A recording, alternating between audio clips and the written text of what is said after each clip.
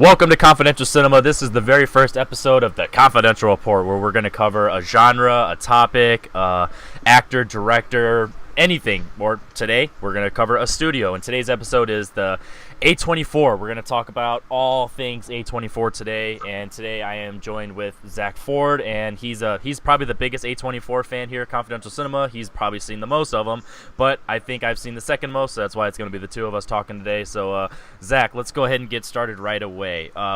It's kind of a hand-in-hand question. What was the first A24 movie you saw, and what was the first one that got you hooked? So looking at for the first one I saw, it was probably way back when they started. So one of the 2013 movies, either Ginger or Rosa, I saw pretty early on, or the Bling Ring Spring Breakers.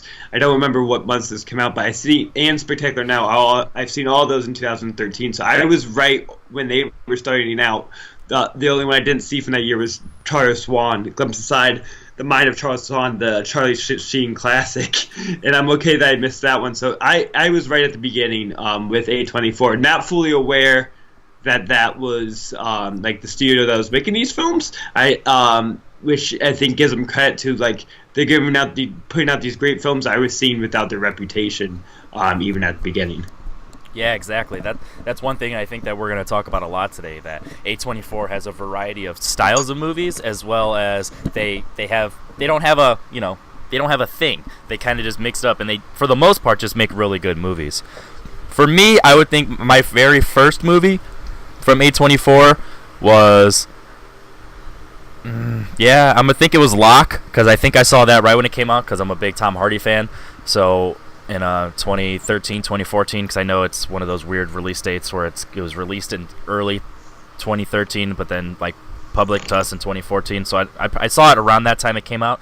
And then Ex Machina and Room, because of their Oscar buzz. Well, Yeah. For Room's Oscar buzz, and then Ex Machina's under the radar. Wow, this is going to be the most underrated movie of all time, potentially, buzz. So those were the three that I definitely saw, and then I think it was Ex Machina that got me hooked because of all the talk of it. And then I ended up, because I watched it the most, because it was, as we'll probably talk about eventually, it's a kind of a weird movie, so I had to watch it multiple times to understand it and get a feel for it, so that A24 kept popping up in the front. And then that's when I really started thinking, oh, what's A24, and I started looking into it. So I think that was the one that got me hooked and wanted to look into more of their movies. Yeah, Ex Machina is when I started to recognize A24 as a theater as well, right in the middle of a good year. Yep. So that's when, moving into 2016, which I think is their best year, I was really looking for those A24 films, because I think Ex Machina gave it the reputation of making these daring films and these, thought-provoking films, these kind of accessible art houses, what I think they've done a great job at making. And so, moving in that following year, on the hype of Ex Machina, a spoiler alert, was my first honorable mention in my top 10 for other reasons. It didn't quite make it, but that's still how great A24 is. It didn't make my top 24, but that's the movie that, won me to start following, because I know they're going to make unique films. Yeah, definitely. And then, so I think one thing that, as you already talked about, we're going to be doing a top 10 for A24. Before we get into that, I definitely want to start talking about some of the lower movies, some of the ones that were enjoyable but not top 10 for some of us. For us, so I want to talk about one of the big ones, and it's probably for most people this would be like number one, and probably it's going to be on your list. So don't show your hands. Just either nod yes or no. But Lady Bird, one that came out last year. This is one that I finally rewatched again, because I watched it for the first time in theaters because of all the buzz and everything, and the 100% rating, the whole that whole thing that they was talking about for a while. Now it's, I think, down to 99, 98, like similar to Get Out. It's just that one or two people that finally took it down, I think. But I didn't like it the first time. The editing was real jarring. It was very like of the moment, kind of like day in the life, but a span of a whole year, and it was just weird because I felt like there was a lot going on, but nothing really happening at the same time. So I was like, all right, I want to give it another shot. So I did for this list, and I liked it a little bit better, like on the more enjoyable aspect, but it still didn't hit me like the way I wanted it to, and that kind of affects me. So as as the point of this conversation, it's not in my top 10, but it's not as low as it probably would have been before, but it's about smack dab in the middle because, oh yeah, let me also say I've seen 29 of their movies, so I haven't seen that many, but I've seen the ones that either I know are the most popular or the lower ones that I know that at least I would be most curious to see. So I'm definitely confident in my A24 rankings because seeing the 29 that I have seen. So Lady Bird, that's at number 18 for me. So I'm guessing that would probably be either up there for you or one to talk about later. Yes, it will be something to discuss in the future. So bring up a movie that's not in your top 10 that is one that you enjoyed, similar to like what you did with Ex Machina, another one like that. So you want to do another popular one? Yeah, just another popular one that you want to talk about that's not in there. Okay, so yeah, one not in my top 10, but I think it's just one that really demands a rewatch, and that's Ghost Story. Ghost Story, you have to be very patient with. You have to be very much in the moment. So just to find another time for me to be engrossed in it, because I do find it beautiful in many ways, and I really like the kind of straying away from the narrative that does for the second half and becomes more of a poem. And I'm forgetting the name of the director right now, but David Lowery, I think his name was. David Lowery, yeah. I think he's a very good version of a modern American poet in film version, so I want to follow his career, and that's one. Yeah, I look forward to seeing it again. But it's number 20 on my list. How many have you seen total, by the way? I have seen 45 movies. Okay. So 20 is right where it ends. Where those are all movies I've given like 8 out of 10, which is like a B plus too. So it's still a B plus for me. But yeah, just I think needs some time to think about it and have you really be in a groove of it. Yeah, similar to me. It's 27 for me. I really, I was in it the whole time. Like, it's only 90 minutes. You know, it goes by like that. And I think similar to what you said, like, it needs a rewatch because you just don't know where it's going. And the ending was beautiful, but I was so confused. Like, I don't want to get into spoilers because this is one that I know probably people haven't really seen. Or they haven't, like, you know, they probably, because, I don't know. But I want to talk it up. You should see it if you're into A24. Yes. If you're watching this video, odds are you like the studio of A24.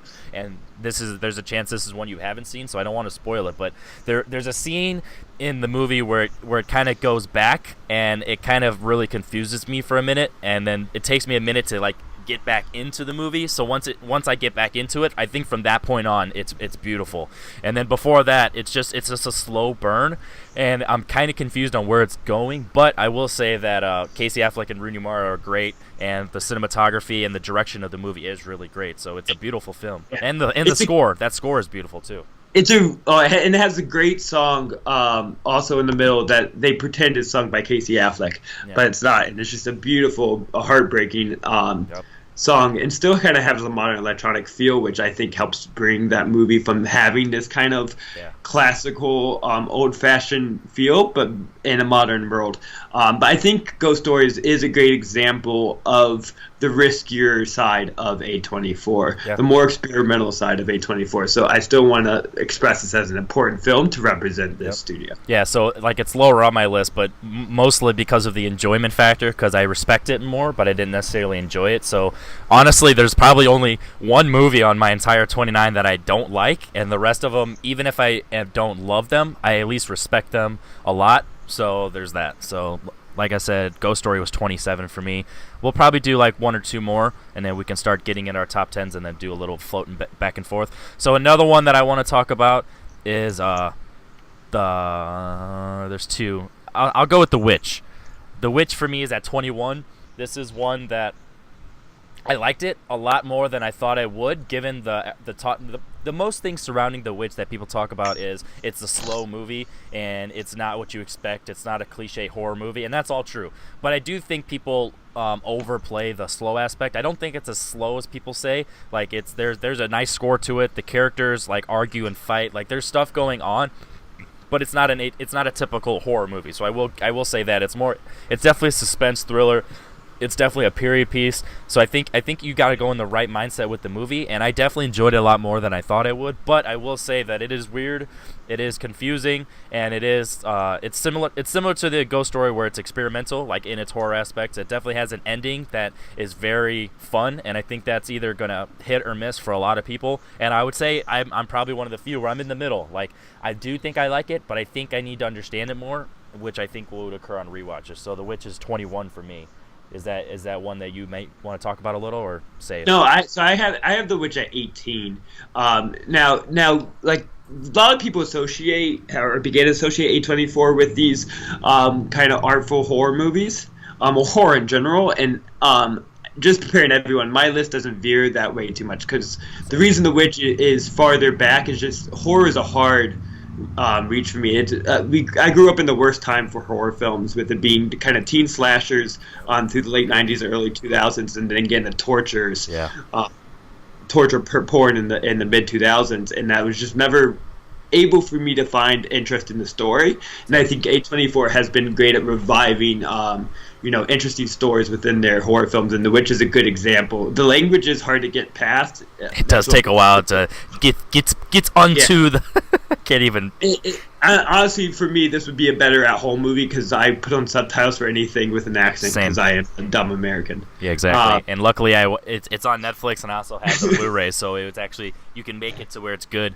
Because that's the one bad thing about watching some of these movies on Prime. The the subtitles is not a good option. It's got the black font; it covers up the whole screen. It's dumb. Yeah. So yeah, I definitely understand. But it's a beautiful film. It's a very artful film. Similar to Hereditary, which also, spoilers, is farther down my list. The ending for me is just a lot less interesting than the lead up to the film with the way it went. But I had The Witch at 18, so I still very much appreciate it. But not quite up there. Yeah, I will say I will agree with what you said. Horror is I'm starting to get onto the horror train as far as a genre, not necessarily A24 specific, but I will say that some of the horror movies I do like are from A24. But I will say, spoiler alert, that no horror movie is on my A24 top 10. So even though a couple of them may be close, and I will talk about that later down the road when we get into more details with our honorable mentions. So I want to talk about one more popular one that's not going to be on mine, and this is popular more in the sense of it's either hit or miss for some people. It's either people's favorites because of how weird it is, or people hate it because of how weird it is, and that's Swiss Army Man. I don't necessarily hate it, but I just didn't click with it, and it's one that I think I definitely need to watch a lot more. So for this point in the list, I've only seen it twice, so I don't hate it, but it's definitely lower for me because I just need to connect with it even more and get the humor, because there is clearly a lot of fart jokes, and I'm fine with those, because I'm one of the few people in America that like cinema but also kind of like Adam Sandler movies, so I can be okay with fart jokes if it's done for the characters, and this was. But I think the contrast, like, it was so, like, Daniel Radcliffe's character was here and Paul Dano's character was like so here, so it was just so opposite that it was really jarring.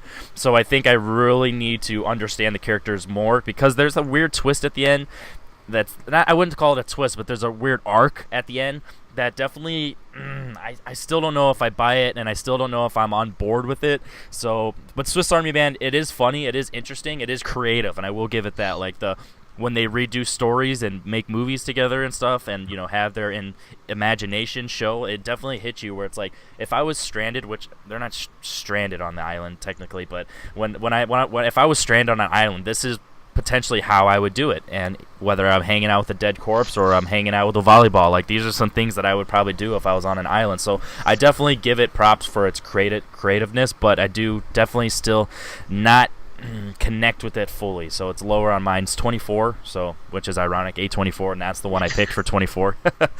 Swiss Army Man, is that one you want to talk about now or later? I'm talking about it now because I hate Swiss Army Man. It is my 43 out of 45. Wow. And 44 I feel like is also a controversial, very low, and I'm going to save that because I'm pretty sure my number 44 is in your top 10, so I'm going to hold up on that. You might know what it is. Hoping I don't. Swiss Army Man kind of made me a hypocrite in some ways because I just talk about how my favorite trailers just play as music videos. I just like my trailers to be a song with the images in the background, and this is just an hour and a half music video.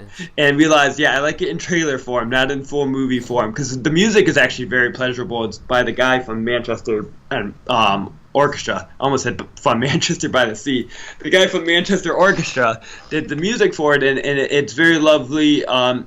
And I think goes with it well, but it is an excuse for them to think that they're elevating a fart joke. They think it's an elevated, artful version of a fart joke, and no, it's still just a dumb, frat boy or actually 5-year-old that just is really good at using a movie camera making a fart joke, and I don't think it's ever able to really move me in any certain way. And so it's not a good movie. Yeah, and don't forget there's a lot of boners in that, definitely.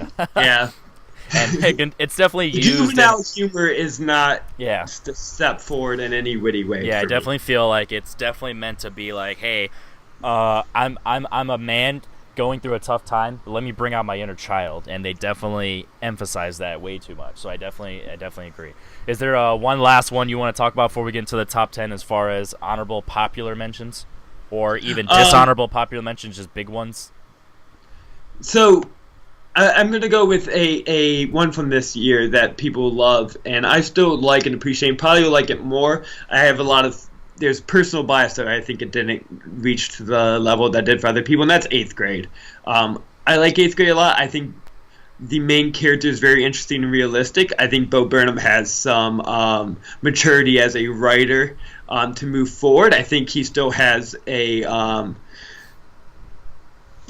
kind of the urge to hit the joke when the joke is there, when it doesn't necessarily fit the story. I think his comic instincts are kind of taken over too much. Yeah. And it's just, so I am a teacher, for anyone that doesn't know, a middle school teacher specifically, so I have a little bit of a different way to have insight and view into this movie. Yeah. And some of the ways he displays the school and the teachers specifically, I think, are irritating and not very realistic, which is only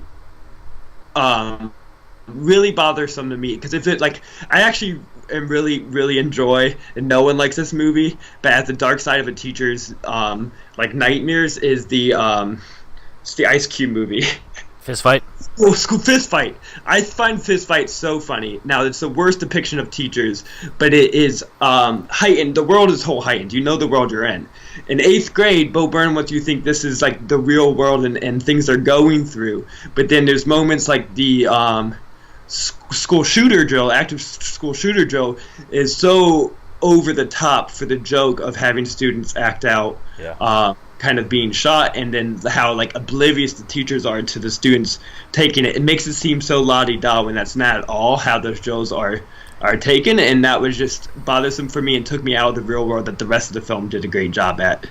Yeah, I will say with 8th grade, it's one of two things I honestly think as far as style. It's either 100% reputation of modern schools, which you're saying is false, or it's a satire on modern schools, and I'm still not sure if Bo Burnham which way he's going. He's either misrepresenting modern schools or he's completely being a satire. Cause the fact that the kids are on their phones 24/7, no one gets their phones taken away, is really bothersome to me. Because it's for me, we always got our phones taken away, and I'm 10 years out of high school, so that's saying something. And then also the fact that the lingo that the guys are saying, lit and dabbing and saying stuff like that. It's that has to be a satire, and they're making fun of the generation nowadays. But it's also, I haven't been in school for 10 years, so maybe that's just what they do now. And I'm thinking you're saying they don't.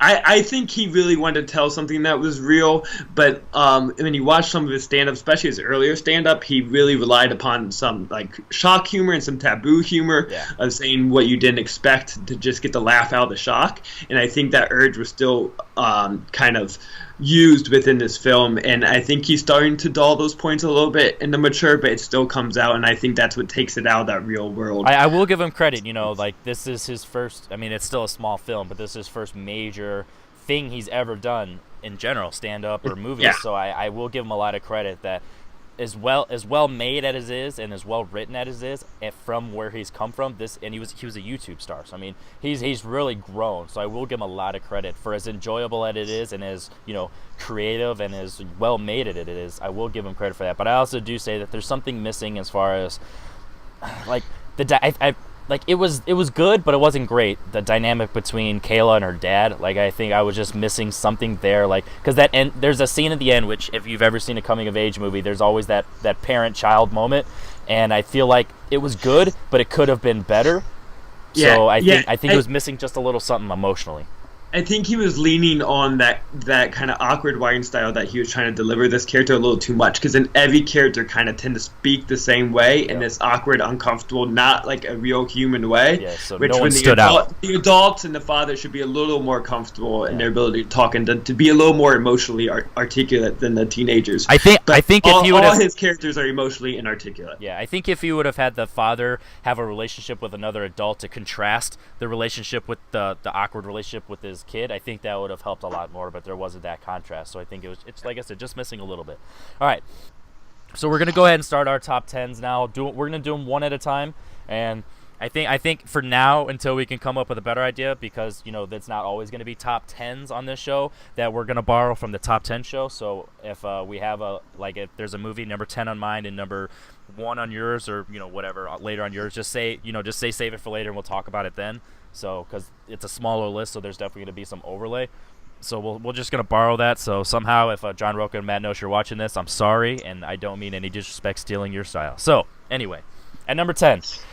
This is a movie that I only saw the one time, similar to a lot of these movies, because there's so many, and I wanted to get a lot of the movies watched before I really started talking about them, because I at least wanted to see them all once, because I don't consider most of these, I don't consider them favorites, so I didn't have the urge to see them more than once. But I will say there are some I have seen more than once, but the point is, this one I have not seen more than once, so it either could go higher or lower depending on a rewatch.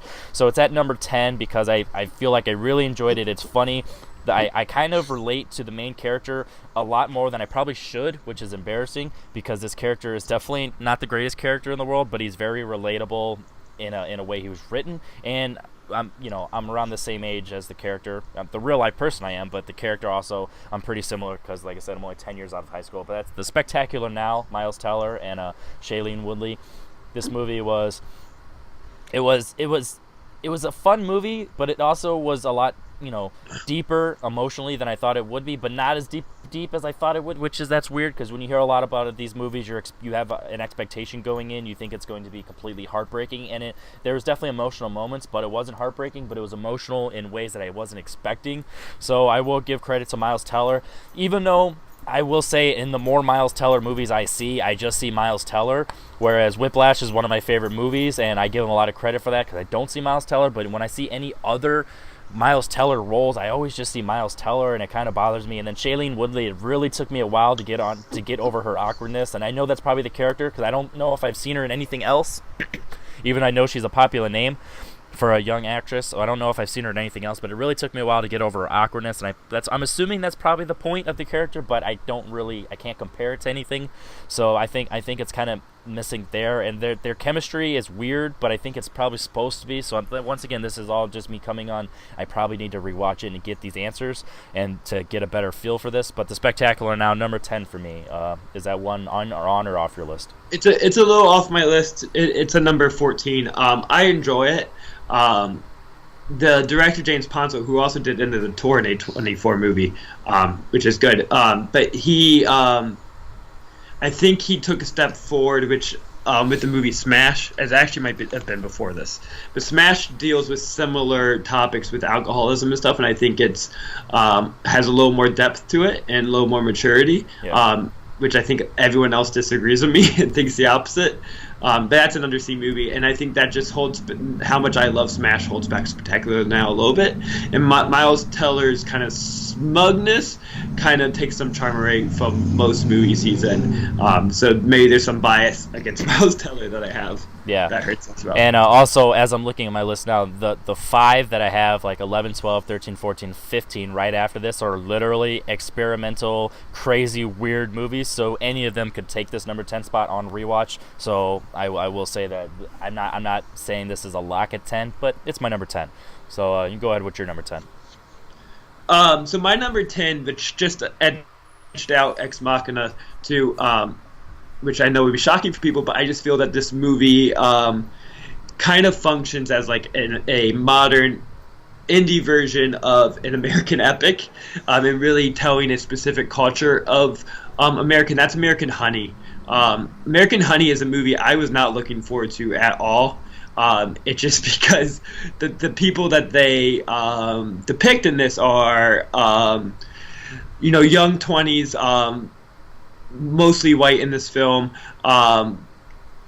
Some that you assume from poor backgrounds, but you don't always know. But they're people who are kind of not necessarily living off the grid, but like living in the kind of a stacker life. They're traveling the world, selling magazines, not really trying to work hard, just want to party and be young and have that time. And it's hard for me to kind of sympathize with that lifestyle sometimes. But this movie was really able to kind of get me in their heads and understand it. And it's why I call it an epic is it is a road trip movie. It covers a large part of the I think mostly southern region, but it's also 2 hours and 45 minutes long. But it's a really beautiful depiction of characters that you don't often think about and get in your head or just dismiss, and I think that's important. And Sasha Lane is an amateur actress that they casted for this, and she's great. And she was actually just in Hearts Beat Loud that just came out too, so she's gotten some roles after this. But had her and a surprise performance by Shia LaBeouf, who people forget how good he is, but he is a really good actor. He's just crazy outside. He kind of gets to his best roles are when he gets to use that craziness a little bit, and he does. He also has a very beautiful rat tail hanging like down to the middle of his back in this film. So if you want to see Shia LaBeouf play the most accurate version of himself, this would be it. There you go. And American Honey, that is one that I haven't seen actually. It was on my short list as far as like my ones I wanted to sneak in, but I've just heard so many up or down things about it. I was like, I probably might like it, but I don't think it'd make top 10. So right now I don't think I have to see it at this point. So I just missed it. But yeah. I'm now with you saying it, you're number 10. I at least need to see it. So it's gonna be. It's also hard to put in a 3-hour movie when you can put in 2 1.5-hour movies. Yeah, there's so many 90-minute movies with this studio. Like the fact that one of the last ones I watched was 2 hours, The Florida Project. I was like, wow, they actually make these 2-hour movies. Like I forgot because I've watched so many 90-minute movies in a row. All right, so my number 9. This is another one that could probably get bumped out or bumped up higher depending on rewatch because I've seen it only twice now. This is one of the rare ones I have seen twice, but I have read the book of this one, and that makes it. Well, I listen to the audiobook. Don't let me lie. I listen to the audiobook, but I have book experience. Let's put it that way with this movie. You can hear, you just can't read. Yeah, exactly. And I love the book, and I think the book is way better, which I'm not one of those people, but I just feel like this movie, this is one of the movies, this one should have been 2.5 hours long. Like, there's so much that could have been covered. That's The Disaster Artist. I just love the character of Tommy Wiseau because I love The Room, and I love the overall backstory with that whole situation, and I love the dynamic between Greg Sestero and Tommy Wiseau, and I love the character of Johnny, and I think James Franco did a great job. Regardless of all the stuff with him right now, I don't care because when I saw this, I saw it before, so there's that. And I think that I like this movie a lot, but there's something missing. There's a lot of character depth which it didn't bother me the first time I saw it, and I went out and I was like, man, this is one of my favorite movies ever. But then once I read the book, I'm like, and then once I finished the book, and then I watched it again because I wanted to compare it now that I've seen the book, and I was like, wow. Now that I think about it, there are a lot of things that are just so vague or so left open that there's so much that can be talked about, and the movie's only an hour 40, so I mean there's plenty of time. It's not like it's a 2-hour movie or 2-hour 10, 2-hour 15 and there's more, similar to The Shining where it's like, oh, there's so much more that could have been talked about this, but it's already a long movie, so it's its own movie. This one, it's just missing something. So I think this is similar to Spectacular Now, where once I watch a couple more of these experimental crazy films or weird endings or whatever, this could get bumped out, or also it could get bumped up now that I've seen it again after after reading the book. So is this on your list, or what do you want to talk about? Yeah, I'm pleasantly surprised that this is as low on your list as it is, because I knew you loved it. But I said pleasantly surprised because this is my number 44. This is my second least favorite A24 movie. I think James Franco has zero ability to control tone. in anything he directs. And this is by far the most mainstream thing he was able to kind of produce. You probably never seen any of the other movies he directs because they're all boring trash because he can't create tone. And I think it just lacks any kind of energy for me to be involved. And then it wants to be funny, but then it gets very, during how Tommy Wiseau is like harassing some of his cast members on the set. I think he wants to treat that serious, but when the rest of the film is a comedy, it can't be treated as serious as it should be. And I think because they're kind of glorifying him in a way that takes apart some of his darker sides, it makes me a little uncomfortable too. But and Dave Franco also is just not a leading man. He just doesn't have a lot of realness when he's delivering lines. It all seems kind of artificial. And when they're like playing football together and running off with each other, it seems like a 12-year-old shot a movie. It just does not seem real at all. Okay, fair enough. All right, so what's your number 9? So my number 9, another director that's becoming pretty associated with A24 has now had 2 movies. This is by far the most successful for me, and that's Yorgos Lanthimos' The Lobster. The Lobster is a good example of the weird side Quirky. of A24, the weird, quirky side, but there's such a heart to it, such a kind of concept of wanting to find love and finding community when you maybe don't necessarily have the skills to do so, that helps me connect to the film, although everything about it kind of seems a little cold or odd, and it's just not a real world. And it also just a good discussion to have to think about what animal you want to turn into when you can't find your loved one. I think it's important to think because if my wife divorces me, I might get changed into an animal, and I think I want to be probably an otter. But not a lobster. That's the weirdest part of the movie, is that he decides he wants to be a lobster. But it's Colin Farrell kind of had this breakout this year with The Lobster of people starting to really recognize him as a great actor and great at playing specific characters with specific quirks and not necessarily just be the leading man type. But yeah, The Lobster is a fantastic movie. So Yeah, this is one that I didn't rewatch. I only saw it the one time. I got it, but I definitely felt like there was something missing. But because I did get it, I didn't feel the urge to rewatch it and think it was going to make a drastic jump. So it's at number 20 for me. I really enjoy it for what it is, but I don't think I wasn't as like enthralled. I was just watching. Whereas we might talk about his other movie later, and I think at least in the comparison, especially seeing his second movie, I was more enthralled and I was more invested in the movie. Regardless of how I felt about it, I was at least invested, if you know what I mean. So I think we'll eventually at some point talk about that movie. So I think the contrast of the two feelings made me more confident that I didn't have to rewatch it. Don't get me wrong, I want to rewatch it at some point, but I didn't feel the urge to rewatch it for list's sake. So it definitely didn't make it for me. It's number 20, but I definitely enjoyed it for what it is. And Colin Farrell is I think he's one of the most underrated actors, honestly, working today, because he is fantastic in everything, and he's just not talked about because he has movies like Daredevil and Alexander. Like, it's like, that's not fair. Like, I hope he can have his like reconnaissance moment where you can get a nice Oscar role, and because I feel like he deserves an Oscar because he can get there, and I feel like he takes risk with his choices, and they just haven't paid off yet. So all right, so my number 8, this is a movie that it's only lower. This was probably in my top 3 for the longest, but once I started to watch some more of these movies, it just got dropped down, and it has nothing to do with this movie. It's just I like A24, and pretty much my top 6 are like some of my favorite movies, or could be some of my favorite movies, if I'm taking a risk on a couple of the rankings, only seeing 2 of them once in my top 6. But this one I've seen 3 times now, twice in theaters. No, 4 times now, I'm sorry. Twice in theaters, twice at home. I own it. It's beautiful. It's just, I don't connect with it because I am nothing like this person, but it's so written and so well written and so well directed that I can emotionally feel for this movie. And that's Moonlight. This movie is beautiful, and it's the cinematography and the score is beautiful. The acting is great. Naomi Harris, I think it's upsetting that people don't talk about her as like one of the best performances of the year. A lot of people like to say she's over the top and crazy and unrealistic, but I mean, if you have a smidge of any understanding of people with this lifestyle, you just feel similar to another movie that I might talk about later. If you even have a smidge of an idea of what these people are like, you understand that this is pretty real and it's sad, and I think it did a really good job. And Mahershala Ali is just fantastic.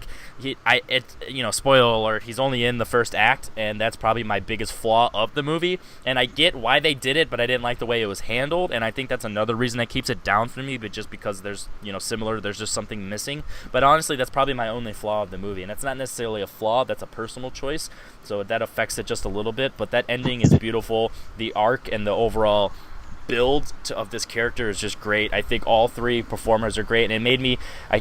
Usually I remember his name.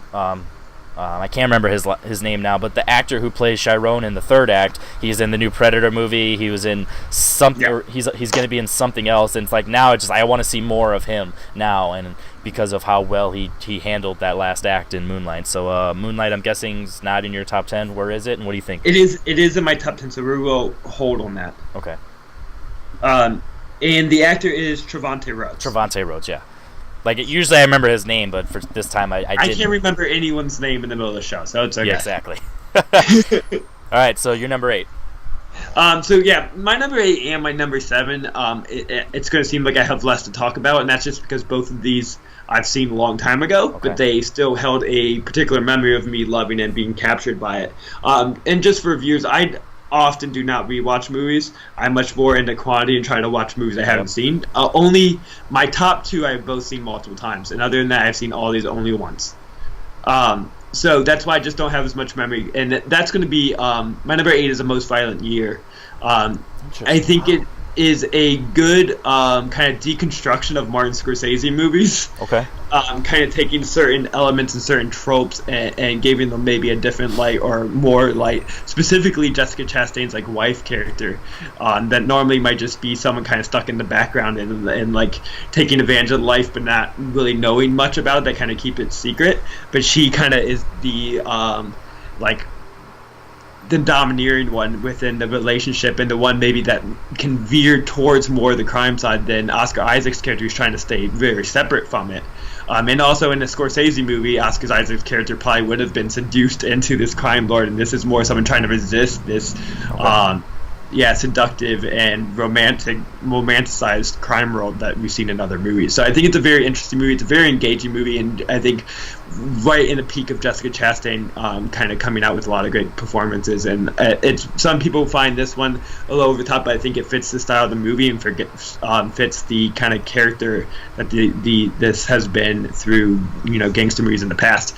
That I think it's perfect. So yeah, this is another one that I just didn't watch because I was like, I've heard it's either here or there, similar with American Honey. So this is one that now I definitely need to watch for you. So I missed it out.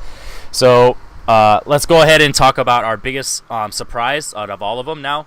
Now that we hit the bottom 3, so we can touch on a movie that surprised you, that you liked it as much as you did, if it's outside your top 10. So this is just an outside top 10, the biggest surprise. One that probably you would like the most if you see it again. So I don't know, or if you see it more, like it's one that either builds up or just biggest surprise, or just one that you thought was going to be terrible but it was a lot better than you thought. So it could, even if it's from you expected a 3 out of 10 but you got a 5 out of or 6 out of 10, like any one that's like that where it's not great but it's the biggest it reached expectations, or it exceeded expectations. And for me, I'm going to go with all right, I teased it earlier. I'll talk about this one. I'm gonna go Mississippi Grind. I thought it was just going to be an average movie, and I actually really enjoyed it, and I felt it actually had a message to it, but it didn't hammer home its message, and I think it did a really good job. Ben Mendelsohn and Ryan Reynolds' characters are very interesting, and you definitely understand Ben Mendelsohn's character. You understand Ryan Reynolds' character is just kind of that lucky guy, and some people are just like that. They just go through life, and they just, good things just happen to them, and, they don't expect much. They just move forward, but they also are smart, and they're well-tailored characters, and I think he was one of those, and he was a very good, he contrasted Ben Mendelsohn's character very well, but he also was willing to teach him a lesson when he was overdoing it. And I think that the relationship between the two, the chemistry of the two, I would definitely love to see another movie with these two. Regardless of the genre, I think that they just worked well off each other, and it was definitely a lot better than I thought it would. It's number 19, but it definitely could have easily been in the bottom 5 just based on being average, and I think it was a little above average. What about you? What's a good surprise? Well, first of all, I almost mentioned Mississippi Grind as mine. I decided not to because it does kind of seem up my alley. Anyways, it was just an under talked about, under discussed one. Exactly. And my favorite Ryan Reynolds performance, kind of normally not a Ryan Reynolds, but I think that's the best use of his charm. Yep. But what I'm going to pick as my surprise, mainly because there's a lot of people that dislike this movie, and I'm not always the biggest fan of the director. But I found so much more charm, and one of my favorite performances of the year, and that's the Bling Ring. I really enjoyed the Bling Ring. I think I was able to. It's my number 12, so right after Wow. I was able to kind of just view it as like a pure satire and comedy, and not as much as a realistic depiction. But I think Emma Watson's performance is so on point and so hilarious that I can just watch that for hours. I mean, that's enough to be engaging for me, and I think it is her funniest movie that Sofia Coppola has ever made, because she's just a little on the drier side, but I think this kind of ups the notch on the realism a little bit. All the characters and the view of this world is a little, just slightly over the top to make it kind of that funny and something to more kind of point your finger at and laugh in an engaging way. And so I like Bling Ring. I know a lot of people don't. Come at me. I don't get it. Yeah, all right, fair enough. That's one I avoided, just assuming it was going to be terrible. All right, getting back into our top 10s, this is one that I'm pretty sure you're going to tell me to save for later, and I'm just going to get right into it. That's Obvious Child. Yeah, save for later. Yeah, that's what I thought. So go ahead with your number 7. So my number 7, once again, I have not seen it since it came out. I remember loving it in theaters. This was actually my first movie pass movie when it was $40 a month back in the olden days a few years ago. But that is Slow West. I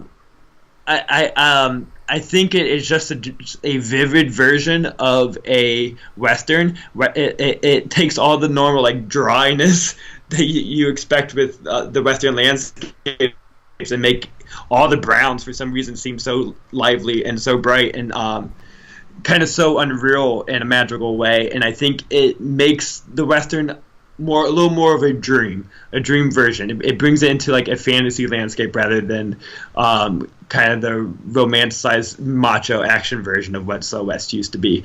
And I think that is true within the music that is used throughout it. I think that's true within some of the costuming, especially Ben Mendelsohn's like big fur coat. Top, yeah. So over the top, everything is just very dreamlike and beautiful for me. And then it has a scene at the end that I don't want to spoil, but they kind of show the effects of everything the characters have done, all the choices, and kind of a montage, and make you come to terms with what these characters have done, which brings the heart to the movie. And just a quick shout out, is directed, I don't remember his name right now, but it's directed by the singer of the band, the Beta Band.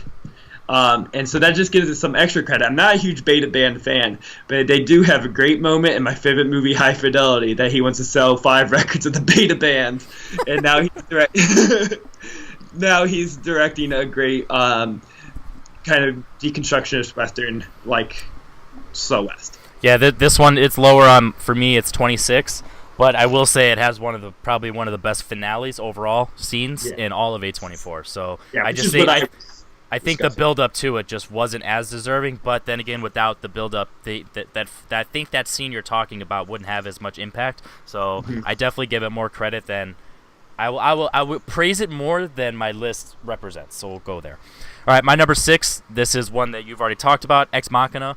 This is one for me that I think I don't emotionally appeal to, and I don't necessarily feel for it heart-wise, but I think it's beautiful. I love the concept of it. I think Oscar Isaac and Domhnall Gleeson are great. Alicia Vikander just kills it, and everyone just wants to know who she is now and everything that she's in.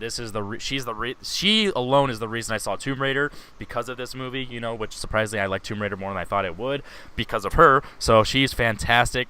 It makes me think, like, could I fall in love with a artificial intelligence? It just does a good job of that. And ultimately, it doesn't have a point, which a lot of these movies are similar in A24. And I think I didn't understand that then.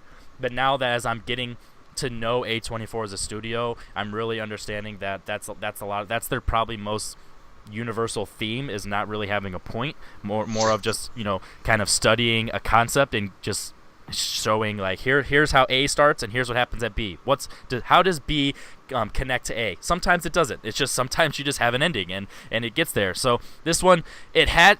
I think this, and one thing I will say, that I love that they're not going to make a franchise out of this, like no matter what. It has an open ending, and it's like it's meant to be like that. It's firm, and I love that. And I think that I guess that is the point. If I were to pick a point, that the results of what happens just happens, and you just move forward with life, and you just go on, and it's just kind of you live with the repercussions. There's consequences to your actions, and sometimes they don't always pay off. So I don't think it has an overall point because of, like I said, they're not going to make a sequel or do a franchise this, so I'll give it credit there. So Ex Machina, it's beautiful. The score is great. There's a fun dance scene in the middle, and I think that's just so enjoyable. And Oscar Isaac, this is another one where this and The Force Awakens, Oscar Isaac, I'm like, wow, I love this guy. Let me see what he's in, whether I have to go back or watch forward. So give credit to all the actors in this one. And you've already talked about it, so what's your number 6? So yeah, my number 6, going into the best couple years of A24 so far, from last year, it's The Florida Project. We'll talk about that later.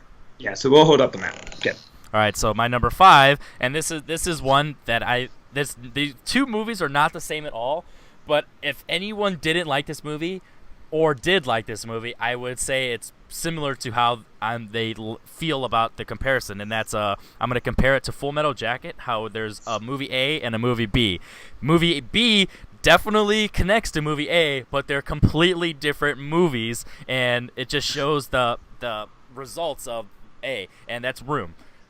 Brie Larson and Jacob Tremblay. A and B are this first half and the second half are just two completely different movies, but they're also the second half of the movie is the result of the first half of the movie. But when you go into it, you're like, wow, the first half, this is one of the best movies ever. And then the second half, I can understand why people would be turned off, and people are like, oh, this movie isn't as great as I thought, or it's just a first half movie, or they could love it if they actually go into it with an intelligible mind. So I definitely can understand both aspects of that. The only thing I will say that keeps it down for me just a smidge is I feel like the side characters don't have as much depth as I want them to. They do a good job, but for example, the dad, and right now I can't even think of who it is. I know it's a known actor, and he's only in it for one scene, but I just can't even think of the dad right now, Brie Larson's dad, because of how he's only in it for one scene. And little stuff like that bothers me, and I think I love the mystery of why they're in Room, but I also would have liked a little explanations just for more character depth. So I don't know if that's me being spoiled or me being greedy, but I feel like there's just something missing. So I love it. It's beautiful, but I think that's, if I have to find a reason to have it as low as number 5, despite loving it, I think that's why. So that's why it's number 5. Where's it at for you? Yeah, it's a lot lower for me. It's at 23. And it's just, I cannot really put a finger on why. Some reason I could not connect to Brie Larson's performance. It always seemed a little fake to me. And in general, Lenny Abrahamson, the director, there's always something just slightly off in all his movies. I can never connect to and find my place. And I read the book for Room before, like years before, whenever it was written, and maybe that gave me kind of different expectations for what to go on with the book, and then this just seemed more a touch out of reality than the book kind of had me feel. Fair enough. All right, what's your number 4? My number 4. I lost my list. All right, my number 4 is 5. Oh, you're at 5. Yeah, sorry. My number 5, which I'm sure is going to be a hold, and that is Locke. Yeah, let's talk about that later. All right, so we'll go on to my number 4. This is a movie that could easily jump 1 or 2 spots, because I'm pretty sure my number 1 is firm. So this one could only jump 2 spots at the most, maybe only 1. But it's Enemy. I really enjoyed this movie. I was really invested in the entire time. And don't get me wrong, I had a lot of help with the internet to understand it, but once I did, it made me retrospectively go back and definitely connect to it, like, oh, that's why I felt like that. Because I felt things through this entire movie, I just didn't necessarily know why. And that's why I think it did a really good job. So when I went back, I was like, wow, that's why I felt like that. That's why I felt like that. That's why I felt like that. So this is another one that I've only seen once, but I connected immediately to it, and with the help of the internet, I definitely understood it. So now if I go back, I don't think it could jump to number one, but I definitely could think it could jump as high as number two. So I think, and plus Jake Gyllenhaal is one of my favorite actors working today. I always love his performances. I think he does a great job of playing two different characters, which if you've seen the movie, you at least know that. And I think it's well directed. It just shows that Denis Villeneuve can just bring something to a movie, even if, like, if you really think about it, nothing stands out to this, like, oh, that's Denis Villeneuve. This is like, even this one scene's like Sicario or like Prisoners or anything like that. He has his own style where he can just bring something to the movies, and I can never explain what it is. I can't figure it out, but you just show that it's his movie, and I just really enjoy this movie. And it's one I definitely need to see again to see how much more I love it, but I definitely know it's at least top 4 right now. So where's it at for you? Yeah, it's very low on my list. It's number 41. I was thinking this is the one you were talking about when you were talking about Disaster Artist earlier. Oh, this is my 5th from the bottom. No, I did not know that you had a love for this movie, and I'm always a little confused by people's love for it. Just because it doesn't have the ambition and the artfulness, the artful ambition at least, of the other Villeneuve movies. It's a lot smaller and made on a smaller budget, made in a smaller amount of time. So that makes sense, but it really just seems like they're just indulging his whims of wanting to make something weird and make a puzzle. But the point of it and the thematic depth of it is just not interesting to me. I think it's there. I just don't think it's worth enough for what they make you go through in the movie. So I'm never able, or I wasn't able to really kind of invest my mind into this Fair enough. film. All right, what's your number 4? So my number 4 is just starting my love of Greta Gerwig that will continue into this list. And I hope that she has a long and prosperous relationship with A24. But this is the performance version of Greta Gerwig that I originally fell in love before, and I'm also in love with the writer version. And that's 20th Century Women. She's just a supporting actress in that, but it's a great cast with Elle Fanning delivering one of my favorite performances by her. Annette Bening getting snubbed for the Oscar, and this is playing like a softer mom version compared to what she played in Kids Are All Right, which is kind of the tougher, more strict version. And I can see a little more of my family, and I feel like if I grew up in the 70s with my mom, this is what the relationship would have been like. And compared to something that I think I'm going to talk about when we do disappointments, but their view of kind of the, not necessarily like punk life, but like art rock scene in the 80s, I think had such a liveliness to it and brought me right in, and that's through Greta Gerwig's character. I will also say Billy Crudup, I often say is my the worst actor in best movies.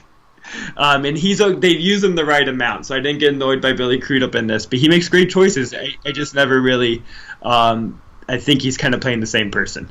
And that mustache. Yeah, his mustache is not as good as Almost Famous's mustache, but it's still a very good.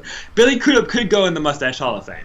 I think that's the best looking version of him. But Mike Mills is a great director at really finding the right level of quirk to put in the film without making it too much between this and he did Beginners some years ago. And so I look forward to more from him. 20th Century Women is probably the movie I look forward to watching again out of everything on my list. Yeah, see, this is one I just didn't connect with. I definitely have 10 times more respect for it than I do love for it. It's 25, and I think this is the probably I would say Ghost Story at 27 is the lowest one where that's the cutoff for at least enjoy it or at least like. So I definitely like 20th Century Women, but I just didn't connect with it. I got what they were doing with the different facets of the styles of parenting, which in a sense that was their goal of helping with the child. But I just felt there was something missing, and I just didn't connect with it. And there might be my lack of relationships with women of adult, mother, like having a mother figure and having a sister and all that stuff. So it's not a discredit to the movie itself, but for me personally, it's definitely not anywhere there for me. So before we get into our top threes, now we're going to start talking about our disappointments. So this one could be the fact that it's number 11 and it should have been number 1. This is one where it could be for you 44, 29 for me, and it should have been at least in the top 20. It doesn't matter what movie, where you pick, but if it going into this movie, when you started it, whether it's the cast, the director, the style, the genre, whatever it is, it just isn't there for you. And I'm going to go first, and for mine, I'm going to go The Rover, number 21, because I love Guy Pearce, and I'm starting to love Robert Pattinson, at least as a performer in weird stuff that I didn't expect. and this kind of gonna go. I'm gonna handcuff this with Good Time, both of them. I think these are two movies that going in, these should have been like right up my alley of Good Time as a noir and The Rover as an apocalypse. I agree with both of these. Yeah, I think that they should have just been easily in my top 5, and I don't dislike any of them. Good Times at 17 and The Rover's at 21. I just feel like there's just something missing. I will give The Rover the most credit for that ending is fantastic, and it's downplayed, but it's also thrilling at the same time, so I will give it credit there. And then Good Time, some more backstory, some more actual drama, like there's the day of the life drama, but I feel like the way it was I don't know, there's just something missing. So with those two, those are my biggest disappointments, and I don't think either of them are bad. I don't hate either of them, but easily on paper they should be in my top 5. I think they're both came from directors I saw that had so much upside. They both done movies before that I had great appreciation for it. McCall, who did Rover, also did Animal Kingdom. That is a great crime family drama. And the Safdies did Heaven Knows What, which is, I think, one of the most kind of gritty and heartbreaking drug dramas there is as well. So, but then these, just didn't live up to that potential. So my biggest disappointment, and I kind of hinted at it a while ago. This is one that not a lot of people like, but when I was hearing about the film being made and coming out, I really got hyped for. It's How to Talk to Girls at Parties. How to Talk to Girls at Parties is a story that was also a graphic novel by Neil Gaiman that I have great appreciation for.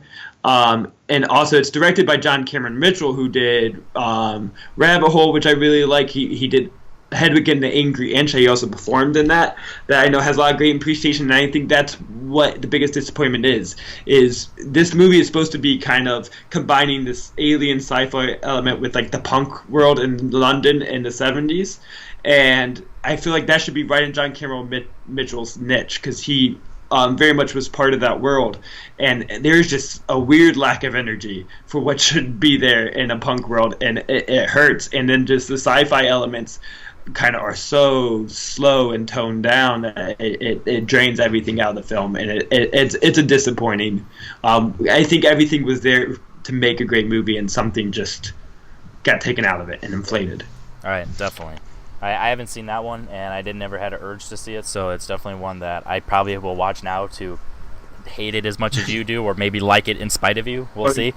So before we get into our top 3s, I want to quickly talk about the 5 movies that I said that are all similar and could easily make my top 10. So maybe a quick honorable mentions, because you've already talked about a few of yours. So I'm not really going to go into depth, because if you've seen the movies, you understand why I just need to see them again. And if you haven't seen the movies and you are an A24 fan, you probably once again wouldn't understand why. So I'm going to quickly go. At number 15, Green Room. At number 14, Hereditary. At number 13, It Comes at Night. At number 12, The Killing of a Sacred Deer. And at number 11, Under the Skin. So those are just 5 that they're just so ambiguous or weird and creepy or whatever. If you've seen the movies, you understand. If you haven't, you could probably guess. So there's It Comes at Night's the only one that I've seen more than once out of these 3. So out of these 5, so that's probably the only one that probably is either pretty firm at around that spot. But the other 4 could easily jump up or jump down depending on rewatch. So I was in it the entire time, but I also felt like I just need to understand it more. So just simple as that. So number 3. I'm going to let you go first at your number 3, because mine, this will be no surprise to everybody, but I also might talk too much, so I'm going to let you go first. My number 3 might be lower than was expected, lower at number 3, and that's Lady Bird. Wow. Lady Bird was my favorite movie of last year, but it wasn't as strong of a movie year as I find in past years. And this is one that it could easily be number 1 when I rewatch it, and I hopefully will, but I only saw it the one time. Greta Gerwig, I think, for being a female that grew up in California instead of a male that grew up in Ohio like myself, I feel like there's still so much that she reads about my life and kind of understands. I feel like we have her writing style and her voice speaks to me in a way that other writers don't always connect with. And I think throughout the movie, following this character and her relationship with her mom, and also the character's relationship with herself, Saoirse Ronan's kind of trying to find her own identity, spoke to me a lot. And a lot of the relationships just were really true. And I think Greta Gerwig has a great understanding of kind of middle class modern life. That I think is a nice voice to have. So Lady Bird is my number 3. The only thing I want to talk about Lady Bird and bring up is the fact that it takes place in 2002 or 2003, one of those 2 years. Yes, it that does flashback got 3. Yeah, there's like no honestly real reason why, and it like the whole cell phone thing doesn't serve a purpose. The technology thing doesn't serve a purpose. They don't really play off 9/11. Like it's just a random 2003. So it's always something that's made me curious. Just because that was her high school year, and Okay. it's not autobiographical, but it's semi. Okay. So it was just. Yeah, okay. That makes a little more sense because that's always something I wonder. Like that's just a random placement for the time period. The actual time period doesn't play a part in the movie, so I was always curious. You could say the same thing with the setting. She chose Sacramento because that's where she grew up, so it was just having her own little personal touch to it. That makes sense now. All right, my number 3. This is either going to be a surprise it's this low or a surprise it's this high, depending on if you know me or not, or if your thoughts on the movie. But I'm just going to go right into it. Free Fire.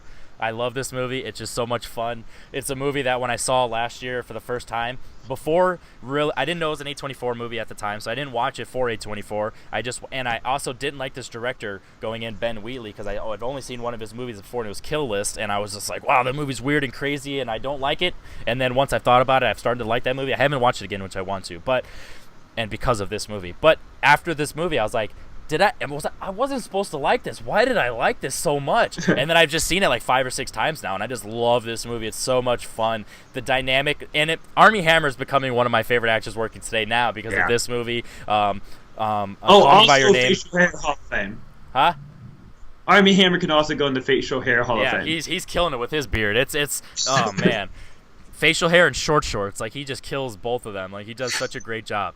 But this movie, the dynamic between everybody is just so much fun, and that's the word I like to use with talking about A24 because it's so low key that the fact how dynamic it is really impressive.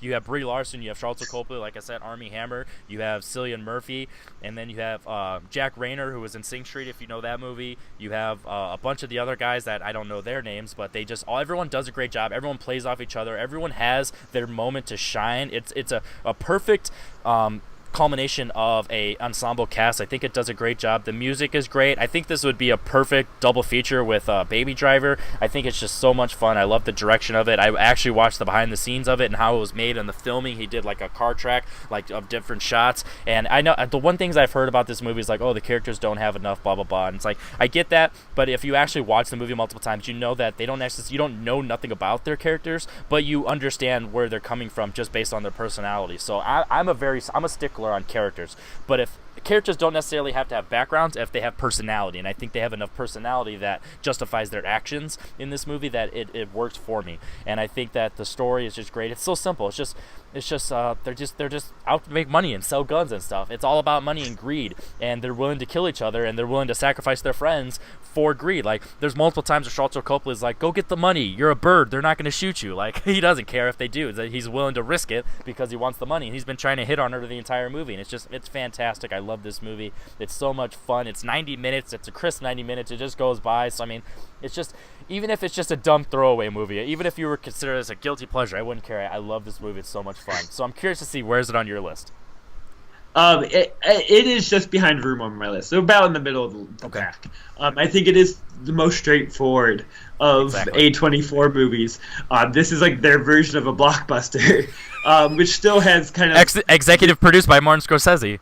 So. Yeah, well, being placed, I think, in the 70s and having like kind of a grindhouse feel to it, I think that's the A24 touch on a crime movie to have. So I think there's still a little bit of an oddness to it, but definitely like thematically the slimmest film of the A24 bunch. And I get that, and especially if you've only seen it the one time, it didn't hit you right away. I can get why it wouldn't be there for you, but yeah, for me, it just hit me from jump, and I just loved it ever since. So let's go on to your number 2. Okay, my number 2 that we held from, or you already talked about, and I didn't know how to play the rules of this game because I don't pay attention. Fair enough. And my number 2 is Moonlight. Okay, so your number 1. Okay, I love it. I figured your number 1 would be your number 1. So, okay, let's talk about Moonlight. So, Moonlight is, what gave A24 kind of the most, artistic credit and put them kind of in the Oscar world now, and they actually end up winning the Oscar. But it is such a just beautiful poem of a specific group of people and type of people and what they go through, and was able to put me in the shoes of someone that I shouldn't have a lot to relate to, but they find the equal ground for you to understand what their character is going through in different stages of their life.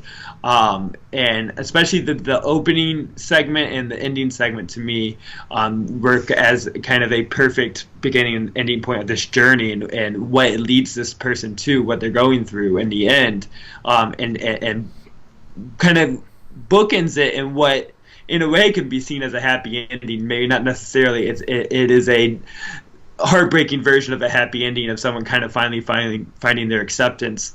And this is probably the most important movie A24 has produced. It's definitely the most, I think, visionary director that they have now brought out for us. Barry Jenkins is someone I definitely look forward to seeing everything he's done forward. I think he's going to be an important voice for us to have for time coming. I will say, however, what prevents Moonlight from being my number one, I did see Moonlight multiple times, by the way, but what is the performance of Naomi Harris. I think it is a different movie. One of the ones that... Yeah, I'm one of the ones. I think it is a very soapy performance rather than this kind of my lower key kind of poetic movie that Moonlight is otherwise. She's giving something more out of a Lee Daniels movie, I think. She's in Lee Daniels' version of Moonlight. But every other performance I think is such on point. I'm forgetting his name now, but the guy who plays his kind of friend and childhood crush, but he plays him as an adult. Gives a great performance, and he's now on Castle Rock, getting his time to shine and a lead performance on Hulu. So I'm really happy for him. But yeah, it's a beautiful movie, despite Naomi Harris. Yeah, and like I said, if you have, okay. Yeah, if you've never experienced that type of person, I can definitely understand why you would think it's different. And even if everyone around you is trying to be low key and subtle, they just can't. And I that's why I connect with it. But I definitely understand why if you can't connect to it, you might not understand it. So I don't judge either way. So going into my number two, this is one that I avoided for so long because I heard so much hype for it. But I also heard one negative thing about it from someone I actually trusted. And so I avoided it for so long, but I'm glad I finally watched it because it's my number two, and that's The Florida Project. I was so surprised how much I connected and loved this movie, and I was just like, similar, like, you know, if you guys know me or if you don't know me, here's a little bit. I've never lived in the greatest area. I never had the best life growing up. I definitely, you know, you could say I've struggled, and I just connected with this, and I was like, wow, I've never struggled this much. Like, don't get me wrong, I'm not trying to get a sob story, but I'm being realistic. Like, I can definitely empathize with these characters, and I'm like, wow, I know people like this. I've had family members that have lived in areas like this, so I've been around this, and I completely connect with it. And the fact that they got Bria, I don't know how to say her last name, Vitamin, I'll just call her Bria Vitamin, you know, because, you know, she had a lot of energy to her. But Bria Vitamin, the main character, she did such a great job, and they found her on Instagram. And I think that's something that, credit to A24, that they're willing to take risk and find either unknown actors and actresses or completely inexperienced or non-actors and actresses. And the fact that they can get great performance out of them just shows that the material is there. And also they just bring it, and they're willing to take their time and make it work, or they're willing to write characters that don't need, you know, professionalism to them, but still be amazing. And I think that's so fantastic. And then Brooklyn Prince, I've watched interviews with her now ever since seeing this, and she's becoming one of my favorite people in all of the history of mankind. She's just a fantastic person and a wonderful child, and I think she's going to, if she stays acting, I think she's going to be one of the potential Meryl Streeps. Like, I think she just has so much personality and so much talent as a young kid. She can be fantastic, and I'd really love this movie. And Willem Dafoe, he just does a great job. I don't necessarily think he was Oscar worthy because he did a great job, but I don't think, you know, there was nothing to his character that screamed Oscar, but then that doesn't take away from his performance or his character. I think he did a great job, and I respect it and loved it. But everyone was like, oh, he's the best part of that movie, blah blah blah blah blah, and I was like, I wouldn't say that. I think he was like the third or fourth best part of the movie, but he was still great, and that just shows how good this movie was and how much I enjoyed it. So I was really surprised and really happy I saw this movie. You had it at 5? I had it at 6. So I think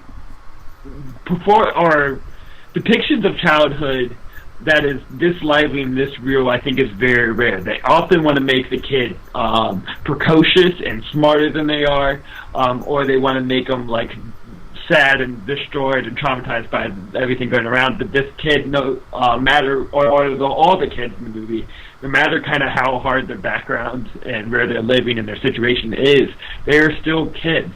They are going around and trying to get ice cream and having fun and laughing and misbehaving and not acting older or smarter than they are. This is really real, and kind of how childhood can still exist in different situations, but also how it can kind of be tainted, because you can see definitely at the end where some of that trauma is going to impact some of this kind of live free or die hard energy that she has throughout the film. And kind of also you can see the cycle of poverty and the cycle of certain situations that can be hard to get out of, and can be part of how you're brought up, and you can sympathize with that. So yeah, Florida Project is a beautiful movie that I look forward to seeing again.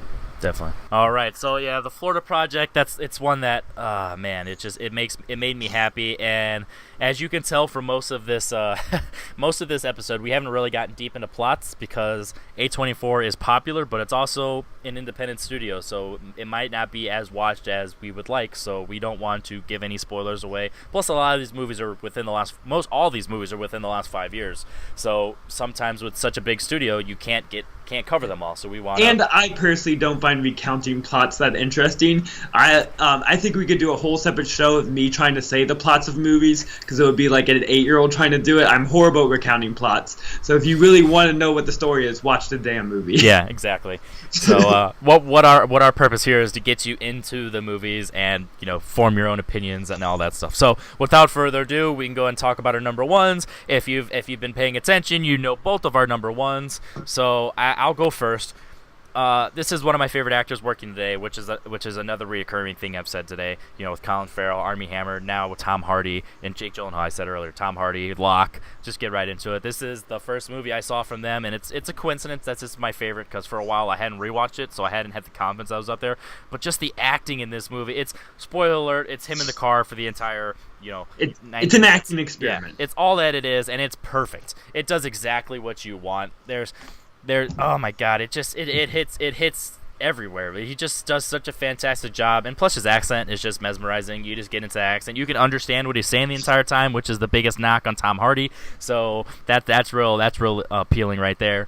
He just does a fantastic job. The direction, which is ironic saying that and surprising that the direction is important in this movie, because it cuts from the rearview mirror to his face to a side shot to like an undershot. Like it does different camera angles in this movie that really, once again, dynamic. And when you're just in a car the entire time, that's very impressive that you have a dynamic feel. You definitely have a sense of thrills. You're waiting for what's going to happen. Is he going to get there? You're going to find out what's going to happen. How are some people going to react when they find out the purpose of what's going on and all that stuff. It just does such a good job. And then there's this is one of the few times in movies, if not the only time in movies, where people just hang up like that, and it actually serves a purpose. Like in this movie, when people hang up, it's like, oh no, that can't be good, and then it just really hits you, and then you're feeling for it, because it's like you're driving shotgun with a guy taking a road trip for 90 minutes, going to wherever he's going, and it's just like you're there. So whether you're a fly on the wall, which once again, that's another reoccurring theme for A24, you feel like a fly on the wall for all these stories. If you're a fly on the wall inside the car, or if you're a passenger, point is, it's his story no matter what. It's tailored to him, but you can feel for it because of how it's acted, how it's written. Like, there's enough details in this movie for not much plot, not any plot technically, and not much going on, but there's so much detail in this movie, whether it's side characters, whether it's his love of the concrete, his how good he is at his job, how well prepared he is, how characters react to him not being prepared or him screwing up, and they're like, this is not like you, blah blah blah blah blah. How something can go on at work and he can still keep moving forward, etc. etc. Like it does such a good job, and Tom Hardy just kills it. And it's the fact that this, if people say I want to be an actor, this is something you need to watch. Just because if you can handle something on your own, you're top notch. Even if people don't understand you in most movies, you have the ability, and this is that. So if Tommy Wiseau wants a second shot of acting, watch Locke. What you had it at? 5. 5. Okay, it was 5. 5. So this is probably the one we had most in common as far as high up they were on our list. So if we were making a combined list, this would be 1. Yeah. But this is definitely excuse the pun, but it is very much an actor's vehicle. It's just he feels very locked in. he's very locked in. He has his foot on the pedal the whole time as far as his performances. It's very character driven. But honestly, I think it is very plot driven. Despite what you said, I think there is a lot of a plot. It's actually like a soapy plot of him going to the hospital for what we don't fully know why until later in the film. But it's all delivered through phone conversations. It's like the opposite of a silent movie. My point was I could understand why people wouldn't say there's a plot, so I would get that right away. So I'm just throwing it out there if you don't understand it and really emotionally appeal to it. So that's why was my point, I guess. But yeah, I agree. Yeah, there's stakes, there is character development, there's everything you need as far as moving the story forward. Oh yeah. And it is, use the word dynamic, but also just like kinetic, kind of a synonym, kind of not. But there's a lot of energy for being in a car, and a lot of that credit goes to the director, but also Tom Hardy brings so much life into this vehicle, and I do have like some problems with when he's talking to himself, kind of dealing with some of his relationship with his father. I think doesn't fully vibe with everything else going in the movie, and the voice used is a little like a bad Batman voice, kind of, where it just is awkward. This is similar to like the Naomi Harris thing. If you've never been through it, you might not understand it, and I get it. So I was waiting for you to say it, because when I watched, because this is another one where I went back and I watched a lot of the reviews for these movies, like because I wanted to see people's thoughts on them. And this is when What the Flick, Christy Lemire, she said the same thing, and she was like she wasn't really feeling it, and I think she had like a 9.8 or something, and that's like the only reason it wasn't like a perfect 10 for her. And I get it, but I also come on, it works, but I get it. So. Yeah, but otherwise, this is an Oscar snub. Tom Hardy should have been in easily, but yeah, if this was because it depends. I think it would have been 2013. So I mean, he wouldn't have won over Matthew McConaughey or Leo, but he definitely should have been nominated. So yeah, but I think this will go down as at least one of his top 3 performances. Yeah. By the end of his career. Like, if he finally hits the Oscar stage as far as like one of the greatest actors of all time, which he could if he really starts like getting there, because he could be like a Marlon Brando, like because he has a similar style with Marlon Brando with the voice. Like same thing when I go back and watch Brando's movies, I'm like, I don't really understand him. I hate his voice. So if Tom Hardy's not your thing, I would say still check this out, because he's kind of got typecasted in kind of macho roles and tough guy roles, and this is not. This is him playing a very vulnerable, real human. Vulnerable. Yeah, he still kind of is in control and has that, but it's him trying to.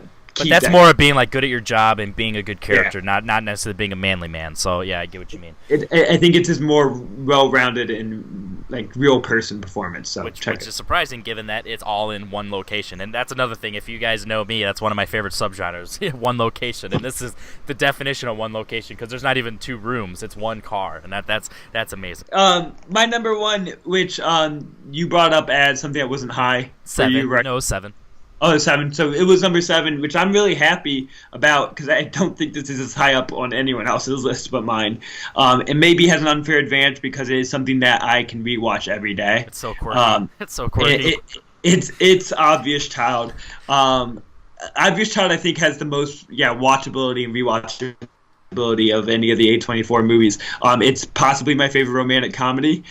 This is all shocking for me, and if I read reviews and stuff before I saw it, I probably would have been very off-put to wanting to see it if I knew more about it, because like bathroom jokes are not for me.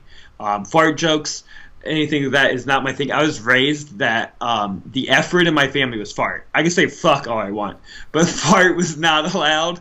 And Jenny Slate relies a lot on that as her stand-up character. Says a lot of jokes kind of that revolve around body humor, but she delivers it with such charm, and I think there is kind of a wit there, and that's also just not the point of the movie. That's just part of who this character is. But the point of the movie is, she's going through kind of a horrible and sad moment in her life with what she has to go through, and still trying to get a career out of this, and using that comedy career to be a way to cope with what she's going through.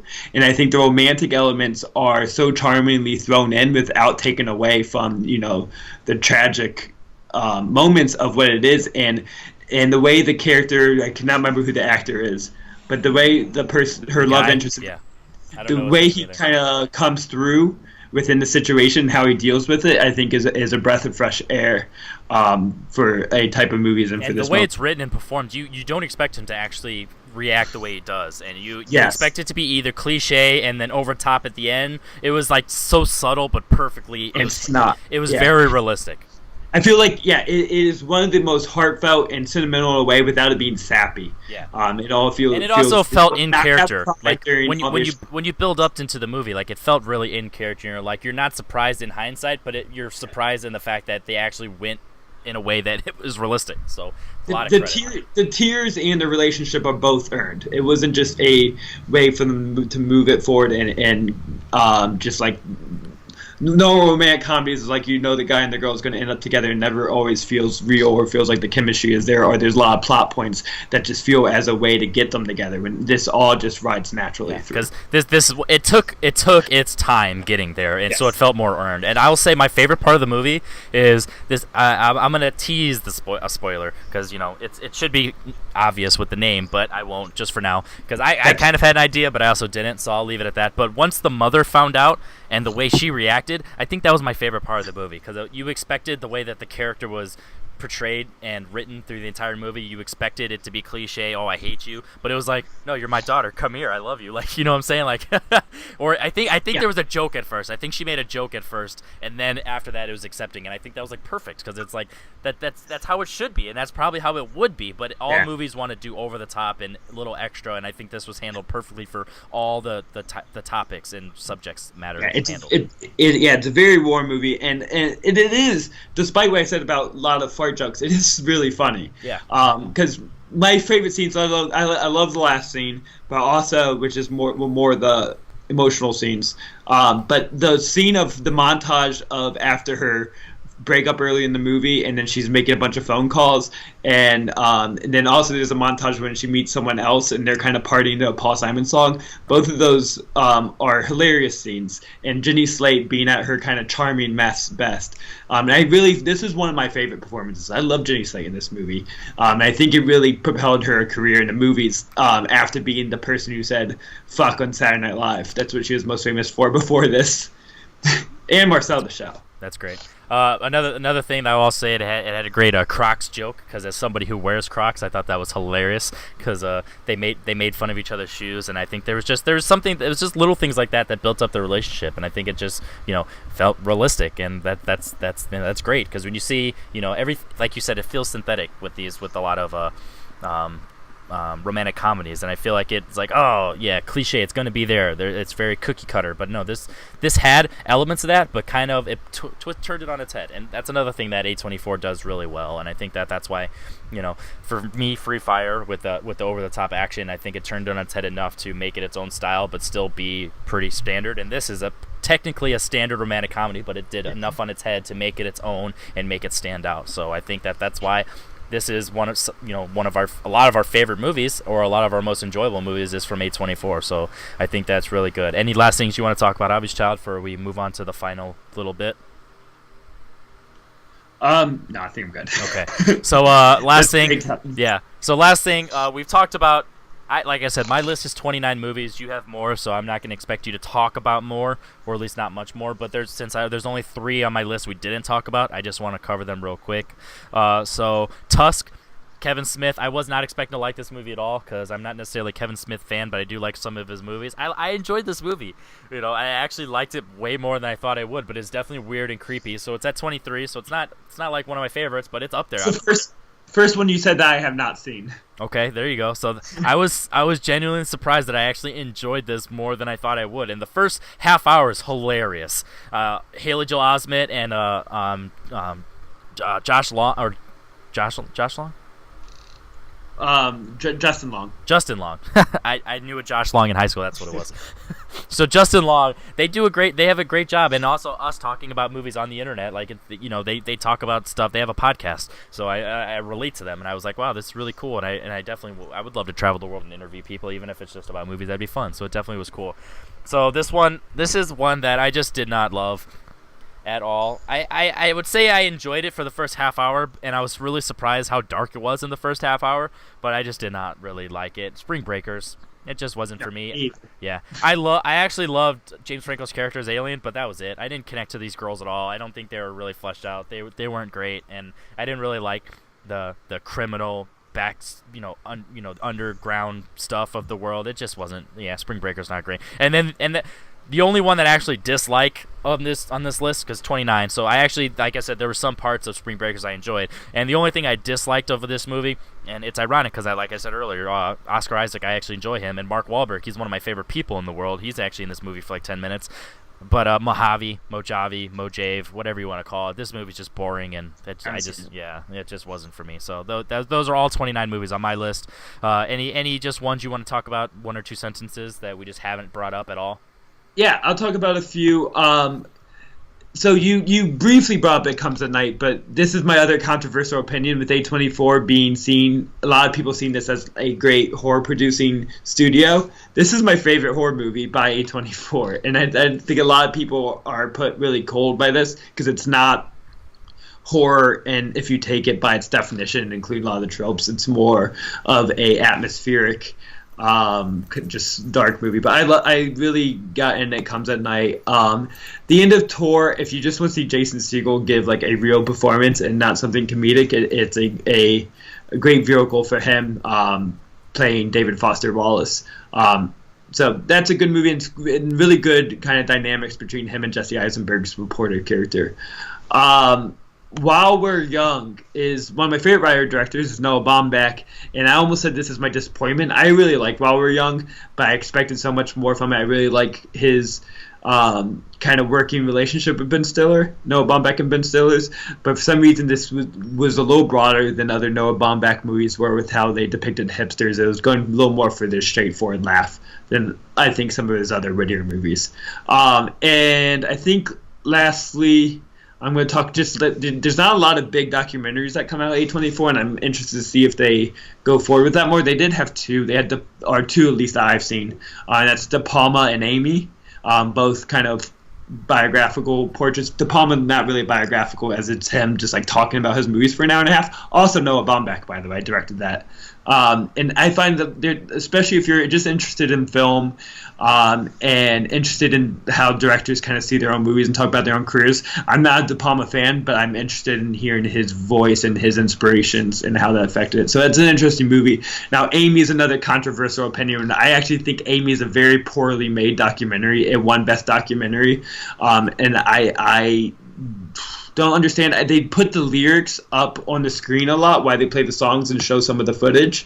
And when you put up the lyrics, and I have a lot of problems with lyrics in songs that are very straightforward. I like mine to be more abstract, and because I think it doesn't take away songs. But when they put them up, it makes everything seem so much slighter and not as important because the lyrics just don't have the depth that I feel like the directors think they do. Yeah.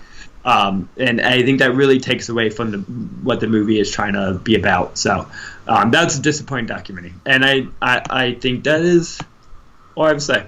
All right. Now, quickly, we're going to recap our top 10s, and then that'll be it. So go ahead and tell us your top 10 in order, since we went back and forth most of the episode. So, so my number 10 is American Honey. At number 9, The Lobster. 8, A Most Violent Year. 7, Slow West. 6, The Florida Project. 5, Locke. 4, 20th Century Women. 3, Lady Bird. 2 Moonlight, and 1 Obvious Child. All right, in my top 10, number 10, The Spectacular Now. Number 9, The Disaster Artist. Number 8, Moonlight. Number 7, Obvious Child. Number 6, Ex Machina. Number 5, Room. Number 4, Enemy. Number 3, Free Fire. Number 2, The Florida Project. And number 1, Lock. So those are our top 10s. Let us know, A, which one you think is better between the two of us. B, which one relates to you the most. C, how do you think our list would be if they were combined. And also let us know if there's any movies that are on neither of our top 10s that we're crazy for not having, like Hereditary, because that just came out 8th grade, Good Time, The Lobster, anything like that where it's like, how are they not in our top 10s and why are we crazy? So let us know that. And also let us know overall your thoughts on A24. Let us know what your biggest surprise was. What movie that you thought was going to be not as good and it was on paper, one that you thought was going to be better but it wasn't, so a big disappointment. And just let us know if you haven't got into A24, similar to our buddy Nazario, who he's actually seen more A24 movies than he thought, but he didn't know A24 as a whole. So let us know if this episode helps you get into A24 in retrospect, or let us know if you just got in A24 and you want to start. So just let us know everything that you need to know and want to talk about A24, because that's the point of Confidential Report. We're going to talk about a specific genre, topic, subject matter, actor, director, studio, whatever it may be. And today was A24, our very first episode. As you see, this is going to be a little bit longer. It's a little over an hour, but we had a lot of movies to cover, and I think we did a very compact job, and I think we also did a good job talking about them. So don't expect all episodes to be this long. Don't even expect most episodes to be this long, but if you made it this far into the video, I truly appreciate it. Zach Ford, any last things you want to say? I just want to encourage people again to check out these movies, and even though I've seen a lot, there's a lot I haven't seen, so please shout out ones that you think are underseen, because I want to delve more into the world. And also, if give us some advice on what you want from us as we get these shows. If you need me to dress up, I'll come up in a suit next time if my flannel was not appropriate. If I touch my hair too much, let me know. Don't get too deep into the criticism, because I can cry easily. So subscribe to the channel, like this video, comment, because all that stuff helps us out. It's a small channel. We're trying to get out there, so all the stats we can get, it really helps us get known and suggested in everyone's video feeds. So yeah, and I'm Henry Confidential. That's Zach Ford. If you guys like quirky, that's him. And you're definitely gonna expect other people like Mike Hanley, Jake Mangoni, Nazario Montenegro, Jen Kemp, Andrew Hayes. We have a bunch of people in Confidential Cinema, so expect a lot from us on the Confidential Report and all of the rest of our shows. Thank you very much. Confidential Cinema, out.